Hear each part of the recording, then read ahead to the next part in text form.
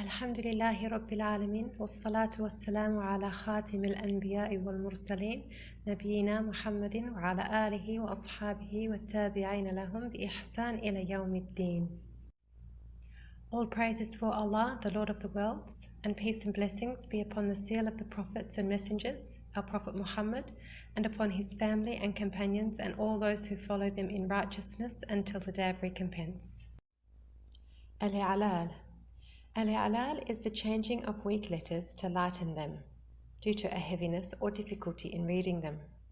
This occurs by changing the letter, transferring a vowel, or omitting a letter, and in some cases all three. As referred to in earlier lessons, weak letters are alif, ya, and waw, and in this lesson, sometimes the Humzah also receives changes. And in this lesson, Sarf letters remain intact without changes.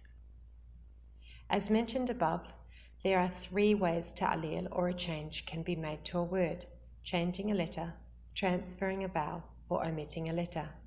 And each letter will be discussed, beginning with the Humzah. Changes concerning the Humzah. Sometimes the Humzah causes a heaviness in the reading, so it is changed into a weak letter. Other times it is lighter on the tongue than the weak letter, so they are changed to the Humzah. The following changes will be discussed regarding the Humzah: changing all three weak letters to a Humzah, changing a waw and a ya to a Humzah, and changing the waw alone to a Humzah, and changing the Humzah to a weak letter. Firstly, changing all three weak letters to a Humzah. When the weak letter is situated after an alif in the highest form of the plural mafa'il and that which resembles it, it is changed to a Humzah.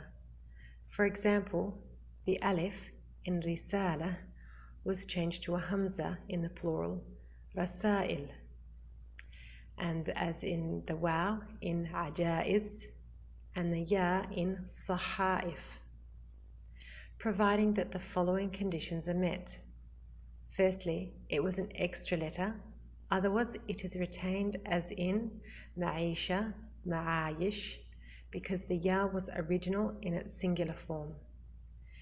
Second, it was a med letter as opposed to a mutaharrik and lean letter, so the word qaswar retained its waw in qasawir and is excluded as the waw was mutaharrik. And third, it was the third letter in its singular. There are some irregularities where the weak letter was changed to a Humzah, such as manara, manair, and musiba, musaib, which should have remained as a waw in the plural due to the med letter being original and not an extra letter. Secondly, changing the waw and ya to a Humzah. There are three situations where the waw and ya are changed to a Humzah, excluding the alif. That's one, if they come at the end of a word after an extra alif. For example, bana and sama, whereas the original in sama was the waw, as in sama yasmu, and the ya was the original in bana from bana yabni. Secondly, when they are situated in the ayn of the ism fa'il of the ajwaf verb, for example, ba'a became ba'i and qala qa'il, with the condition that they received changes in the verbs. So this excludes verbs whose weak letter was retained, as in ayina, ayin, and awira, awir. Third, when a waw or ya occurs before and after the alif in mafa'il, then the second is changed to a Humzah, regardless of whether they are from the same letter or different. So we have awa'il and nayaif and saya'id. Next, changing the waw alone to a Humzah.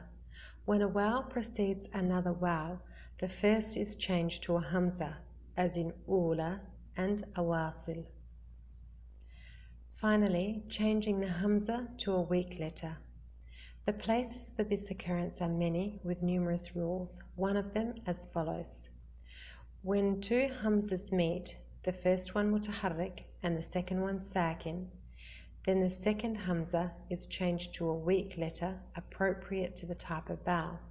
So if the first has a kasra, then it is changed to a ya, as in iman. If it has a fatha, then it changes to an alif, as in aman.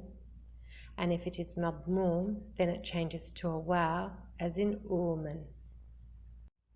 سبحانك اللهم وبحمدك أشهد أن لا إله إلا أنت أستغفرك وأتوب إليك.